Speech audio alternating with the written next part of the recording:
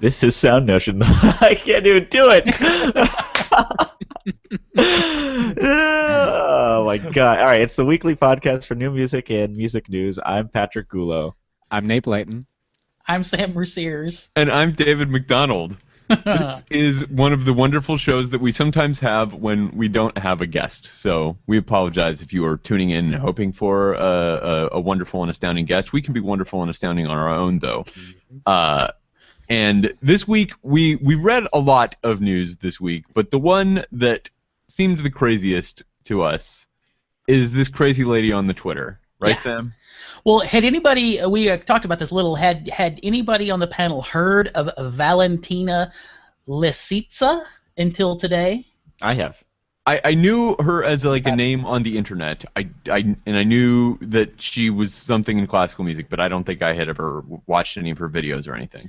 Apparently, she is sort of the pamplemousse, if you will, of classical piano, having generated a buzz and basically harvested a career for herself out of posting on YouTube.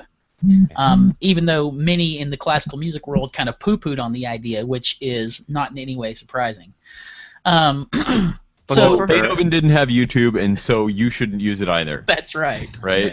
He also didn't have the electric. natural trumpet version of a classical music career. He didn't have electric light either. So if you really want to be a good composer, you need to compose by candlelight. Because composing always happens at night. That's right. Yeah. Deep in thought. So having done this with YouTube, which is a social media outlet, although all social media outlets are not created the same, and having success in one doesn't necessarily mean that you have a lot of savvy or acumen in another. So she used YouTube to post performances and make a name for herself, but then she took to using Twitter. And was way more politically charged and opinionated on her Twitter account, to the tune of, apparently, although she claims this is not the case, she's a pro-Russia, anti-Ukraine, which we don't. I like to, but Dave tries to keep me from getting too political on the show. But of course, there's some people in Ukraine are separatists and basically want to become part of Russia, and some don't. And there's a lot of turmoil going on. Let's sum it up that way. So she has posted several very ugly and poor taste tweets, basically in so many words dehumanizing Ukrainians. Which we all know that there's nothing wrong and nothing bad could possibly come from dehumanizing people with whom you disagree, right? Right. That's how the internet works, I think. Yeah, that's never how the internet is fueled. that never leads to bad results. So she was scheduled to play Rachmaninoff 2 with the Toronto Symphony, and somehow the Toronto Symphony became aware of these controversial, racist, ugly tweets and canceled her performance. Well, it doesn't end there, because she has a lot of fans on the interwebs, and a huge uproar among her fans started after that, saying it was suppression of free speech, which is BS. It's, nobody's saying she can't say these things. The same way nobody should say that the Toronto Symphony can't cancel it if they think that what she's saying is idiotic and might be bad press for them. Also, here's the thing about the Bill of Rights. It only covers Americans in America. It doesn't cover people in other countries. Right. Right. And I think we've had that same discussion on the show before. And it also only really protects you from stuff from the government, not from the Toronto Symphony. Right. And so it doesn't even end there. That's not the end of it. So she actually, even though the performance was canceled, she still flew to Toronto to try and figure out some place to perform. Oddly, she did perform for an old couple who had traveled to Toronto just to see her. So she apparently did a private recital for an elderly couple. How sweet. Yeah. That's also known as a performance with a major symphony orchestra. Yeah. It's also a lot like a private recital for an elderly couple.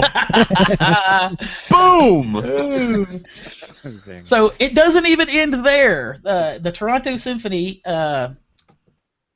sought to replace, because they've already, they've got the librarian who's pulled the piece up, or I don't know if they've rented it or whatever they had to do to get their hands on Rock 2, and they still want to perform it. So they contracted another pianist. What was his name? His last name was Goodyear. It just escaped my mind. Stuart Goodyear, who was actually, at the time of the writing of the piece, was in the process of recording the piece. So he obviously had it under his fingers. Well, by merely being asked to replace her, which is, when he was asked, all he knows is he was contacted by the Toronto Symphony and said, hey, do you have Rachmaninoff 2 under your fingers? Awesome. Come play it with us. So for him, it's like, awesome. Well, he turned into he was trolled by her followers, basically accusing him of being pro-censorship, and it turned into a nasty, Twitterverse smear fest, which is not surprising. So this poor guy went from thinking, this is awesome, I'm going to perform with the Toronto Symphony, I'm going to get to do this piece that I'm also doing a recording, it's going to be great advertising, etc., etc., etc., to he's being demonized by large swaths of people as a hater who is pro-censorship through no fault of his own, and this eventually led to the Toronto Symphony canceling his performance. So the whole thing has been scrapped now. So no performance of the concerto whatsoever. And as an editorial note, this Valentina looks a lot like Callista Flockhart, just for the record. Editorial note. Editorial note. Right. As though there have not been any editorial notes thus far. That's right. It's been hard reporting till now. Right. This is hard journalism that you've come to expect from SoundNotion. So the thing that strikes me about this, I posted this on our SoundNotion blog, which, by the way, you can read at blog.soundnotion.tv. And this is the thing that always, I think, people forget, is that the internet is real life and Twitter is real life, and there's not this distinction between stuff that you do on the internet and stuff that you do in meat space, right? It's all the same thing. And when you say hateful things to people, trolling them on the internet, you should not expect that to stay on the internet when you do business in the real world. Yes. And you can't, because it is all the real world. The internet is part of it. You can't refer to Ukrainians as subhumans and put a picture of Adolf Hitler in a tweet and compare Ukrainians to dog feces and call them pre-Homo sapiens and not expect some backlash. What's interesting to me is that people had to go back and find these things, and there's been a huge growth lately in more ephemeral media, which I think is really interesting. That is social communications that don't live forever in the way that Twitter and Facebook do. There are people who have scripts that automatically delete any tweet that's more than a week old, and that's, I think, pretty reasonable. Like how often do you look at a tweet that's more than a week old? Probably not that often, right? You watch it flow through your Twitter stream and then it's gone. So I think that's kind of interesting. And then there's, of course, the growth of Snapchat is huge. Not just for interpersonal communications, but for kind of the broadcast kind of Twitter-y things through their Snapchat Stories platform. And then just in the last month, we've seen these two new streaming services which don't archive things by default forever. The streaming apps Meerkat and Periscope are both, ephemeral things. If you miss a Meerkat, you missed it, right? It's over. And if you miss a Periscope stream, you can catch it for 24 hours, but after that, it's gone.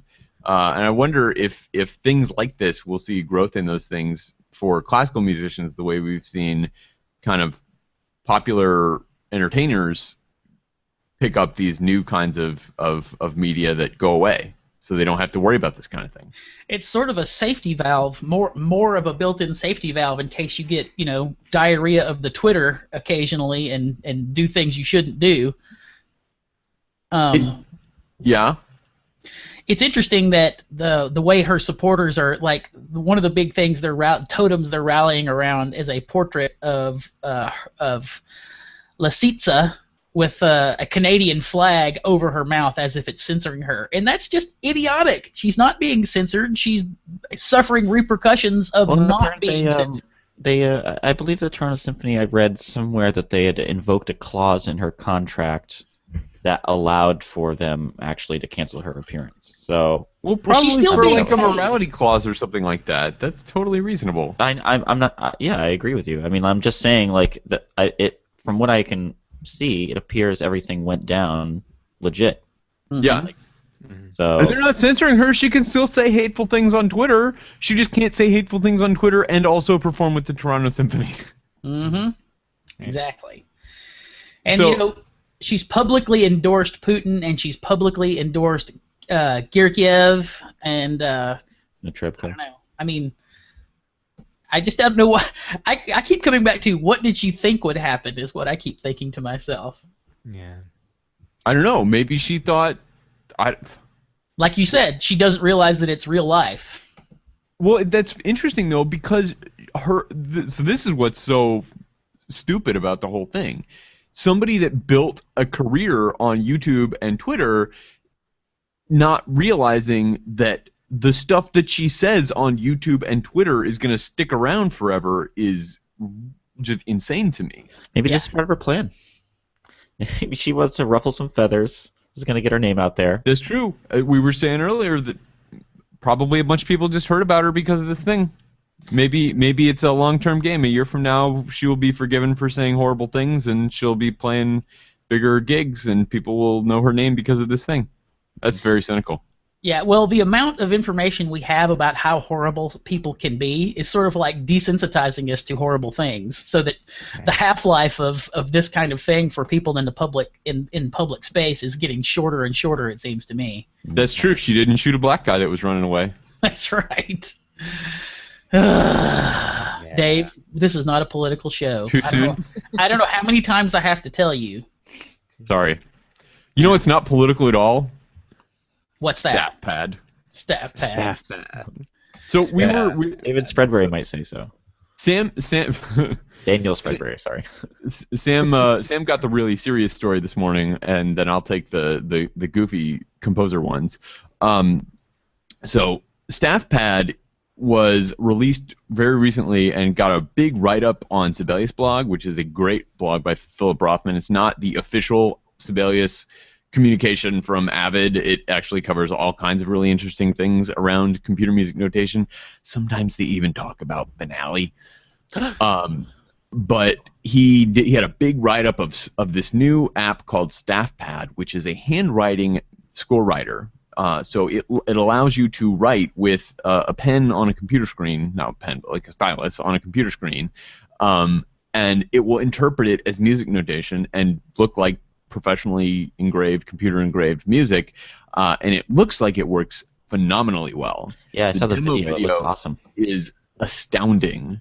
And it is, I think it's $70 right now.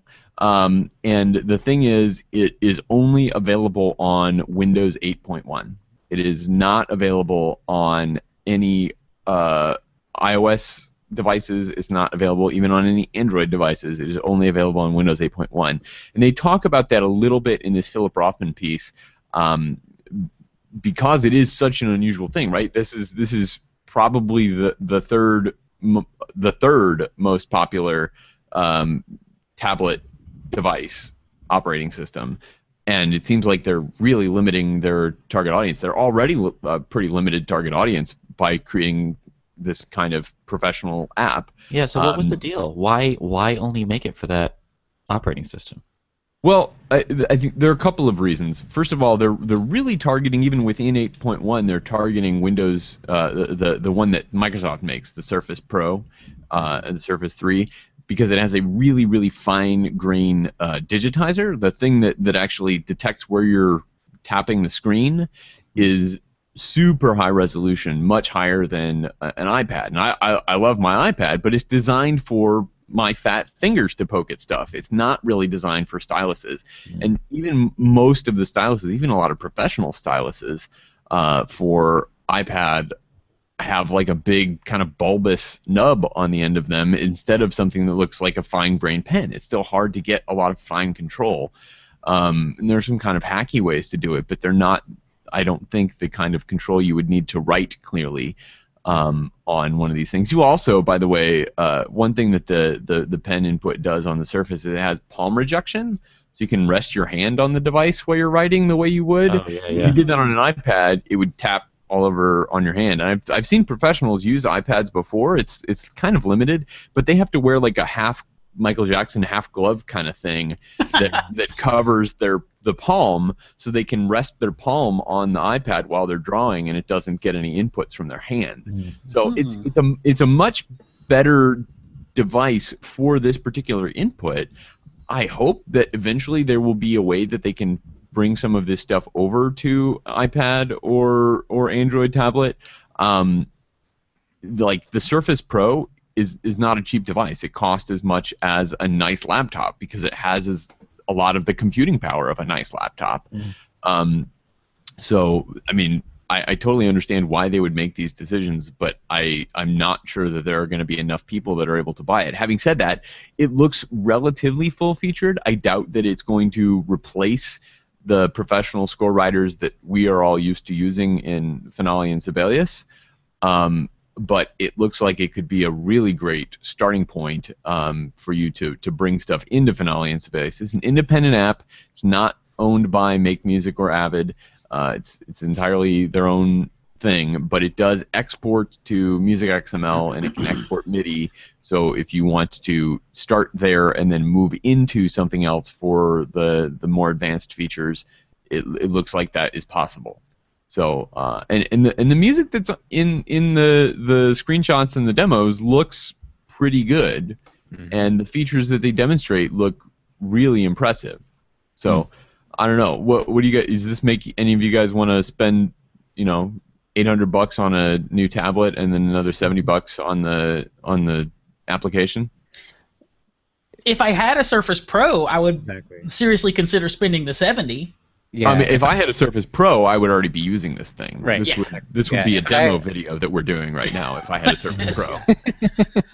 I mean, How complicated can the notation get with you write something right and then it like figures out if you have like 4 eighth notes in a row or something? That's like the general gist, right? The demo doesn't show anything super complex. Okay. Right. Yeah. So, In the Sibelius blog post about it, they talk a little bit about how you have to tailor your kind of writing a little bit differently. Like it does better instead of circle note heads, like slashes, and the way you differentiate between an eighth note and a 32nd note is specific. And so it's a little bit different than just writing on a piece of paper, but it looks like you can really build some fluency with the interface. So yeah, I mean, you have to develop it's like, remember when when PDAs were just becoming a thing and you had to learn the special way of using your all style. the gestures, yeah. Yeah. Exactly. I mean, it's such a complex thing, you'd have to expect some of that to happen, Mm-hmm. So Yeah, so go ahead. No, I was going to say, yeah, if I had like 3 other reasons to get a Surface Pro, then I might do that. But it's having just this one is not. the Surface Pro is pretty expensive. Yeah, we'll have a link to this Philip Rothman write-up. It's really in-depth, and clearly he got early access because this came out the same day as the app was released. But it's got this great line from the developer about why it was made the way it was. And it says, StaffPad was designed to handle full orchestral scores with a pen. One of the reasons I didn't make StaffPad for the iPad in the end was, although it makes sense since everyone has an iPad, the design concessions were just too great. For example, you'd have to have a drawing mode, a navigation mode, or split the screen, which means that you wouldn't have much room for your music. You don't get the palm rejection. It makes the market much smaller, but it's the only way I could design it how I really saw it to be. So it's just a matter of the technical limitations of the platform. Yeah. He does list a few things that are not in the app now that he hopes to add. One of them that would be a deal breaker for me is support for open key signature, so no key signature in the music, but still transposing instruments. So right now it looks like that's not possible. There's also no support for lyrics if you're writing vocal music. Sure. There's no support for cross-staff beaming. So there's a lot of stuff that is coming. But a And- great sketching tool, at least, as Yeah. it is now. I think it's a really cool idea. Yeah. And so, go ahead. The way it says that you should write notation, it's kind of funny. Like when I'm like, there's a GIF in the article where it shows like handwritten text flipping over in the image to the printed or the engraved notes, and like just slashes for note heads. I'm like, every composer I know who writes by hand, that's the way their note heads look anyway. Exactly. Like, like I've got some theory students who like write engraved looking music. Giant bubbles and and it looks perfect. And there are no composers that I know, unless they are into hand engraving, that write that way when they're writing. Well, it doesn't scale, as the nerds say. Yeah, absolutely. So related to this news, we also got an announcement this week that Sibelius something is coming. We're not going to call it Sibelius 8. We're done with numbers for Sibelius. Avid is not going to do numbers anymore. The new Sibelius. The new Sibelius, like the new iPad and things like that. It's actually pretty similar to the way we're dealing with Adobe stuff now. There's a lot of things here actually that are similar to the way we're dealing with Adobe stuff. So we're going to see a new version of Sibelius this quarter. Avid will be making some announcements at Music Mesha in Germany this week. So we'll be certainly looking for all kinds of cool stuff coming out of that conference. But we will be getting some annotation features that look pretty interesting. There will be some support for multi-touch screens. So again, serving the Windows crowd who are using these multi-touch devices to run Sibelius. So you'll get support for that. Windows devices are also getting high-resolution support. Sibelius currently supports high-resolution displays on Mac, but not on Windows. Now that those high-resolution displays are all over Windows notebooks, it's important for them to support it in Windows now as well. You're getting some connections to Photoscore's Notate Me, which is a mobile notation app. So that's pretty cool as well. Some UI changes, but one of the big changes that I think a lot of people are not going to be happy with is the way they're doing the licensing. You have several options. You get subscriptions. You can still get a perpetual license that is similar to what you have now, but it only includes, and this I think is not too far away from what it is now, but only 1 year of updates is the big kicker there. Is you get 1 year worth of updates when you buy it outright. And I how wonder many what that licenses do you get Yeah. if you buy the program? Well, I think it's what it is now is it's a personal license, and that you put it on whatever computers that you want for that personal license. Oh. So, if you work on several computers, you put it on all the computers you have. What is frustrating is that you won't get updates after a year. However, you will still be able to use the software after a year, which is not the case with the subscription options. They have a monthly subscription option and a yearly subscription option as well. And this is interesting. Of course, Adobe was one of the first big ones to start doing this. Microsoft is doing it with Microsoft Office now. Max MSP is doing this now, right, Nate? I think that's correct. Yeah. So you can get a month of Max MSP for $10 or something like that. Now, I don't think Sibelius is going to give you a month for $10. They're giving you a month for $24.99 US, $19 before VAT in the UK, or 19. No, sorry, that's 19 euro and 22.80 in the UK. So, we're moving to this model in seemingly a lot of places. I don't know how I feel about this. I understand that software can be updated much more quickly now than it ever could before, and that we need a pricing structure that follows that. But I have a big problem with what if I decided to switch to another notation platform? If I stopped paying my annual subscription to Avid, then I would not be able to access all of that music that I created in the old applications. Mm-hmm. You guys, is that a concern that you guys would have? Well, it is now, thanks. I don't use Sibelius, so that wouldn't be a concern. But yeah, I mean, it's only a matter of time before Finale's doing the same thing, though. This is the direction that Pro Software is headed. Mm-hmm. So it seems like, well, you would, if you had a finished score, there are things you can use to still open and print, but you wouldn't be able to open and edit. You wouldn't be able to open it and bring it into your, export it as something that you could bring into your new other application. Yeah. Perhaps from Steinberg. Yeah, that's right. Yeah, I hadn't thought of that. That's the thing that would really concern me. And maybe they can leave it so that I can export it, but I can't edit it.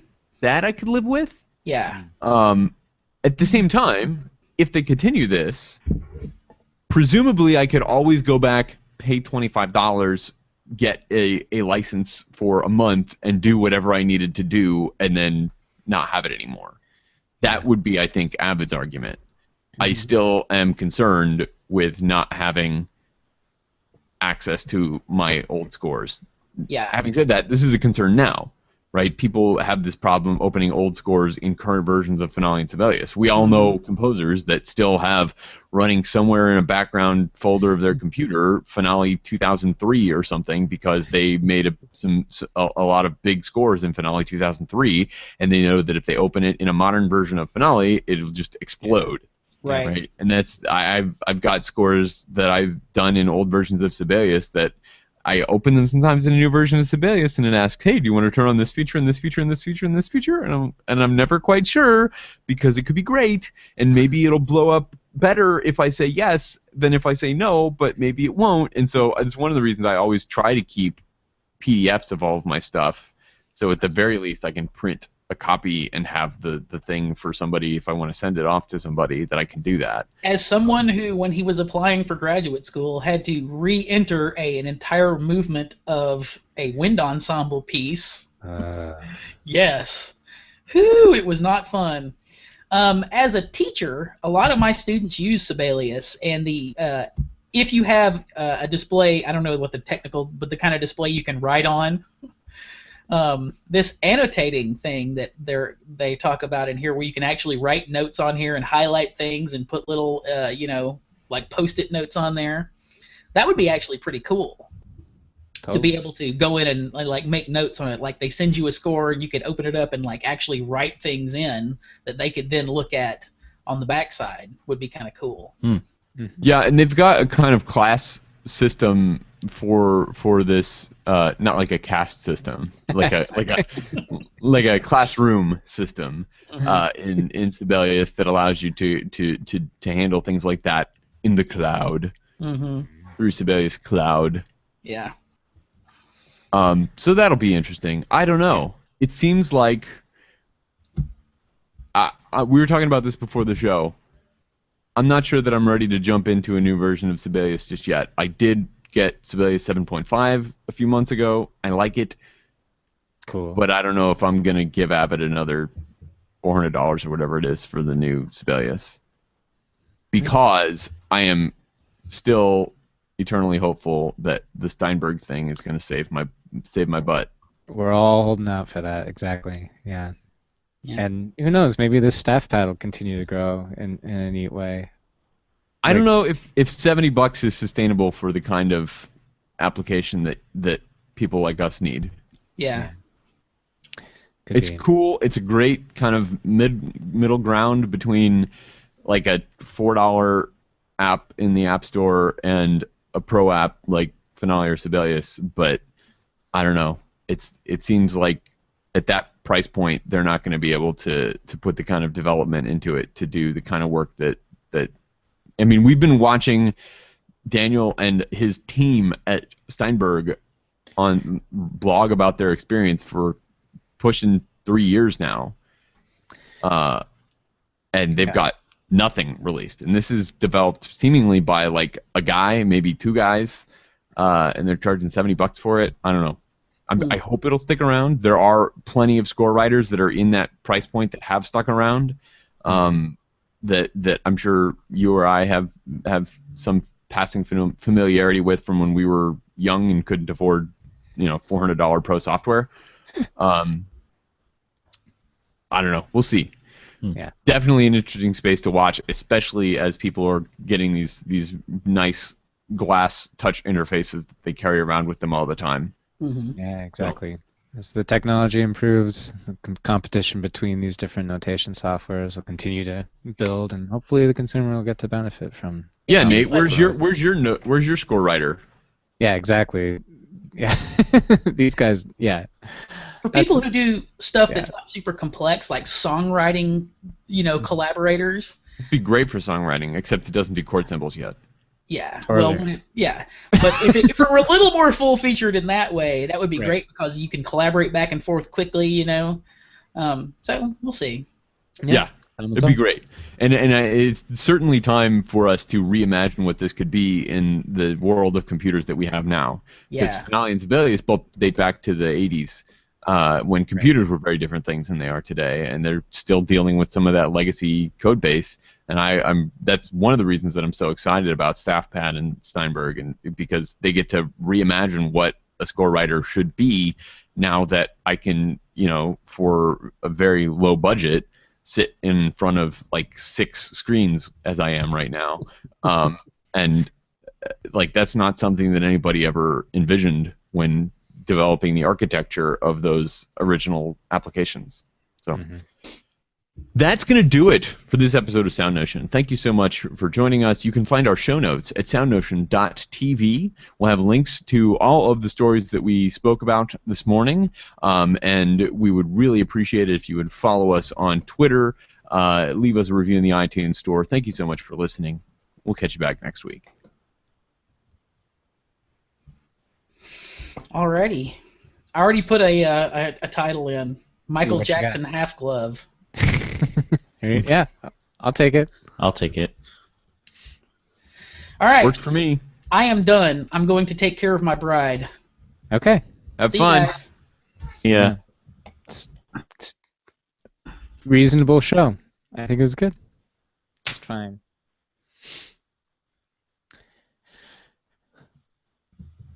All right. Well. All right, guys. So are we gonna? Do we make a decision about these Symphony 1 guys? I haven't looked at anything.